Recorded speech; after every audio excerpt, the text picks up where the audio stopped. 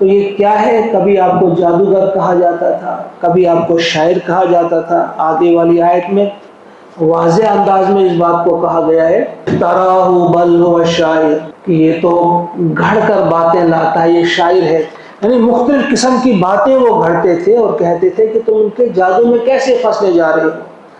क़ाल रब्बी यअलम, तो फरमाया मेरा रब है अल कौल, उस फिस्समाई वल अर्द, यानी हर बात को, आसमानों में या जमीन में जो भी बात होती है उससे बाखबर है वो।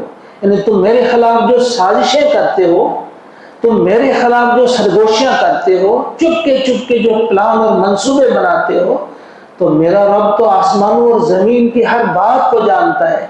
तो तुम ये ना समझना कि तुम्हारी इन साजिशों से वो नावाकिफ है, वो जानता है तुम क्या क्या साजिशें करते हो। वह हुवा समीउल अलीम, वो समी है,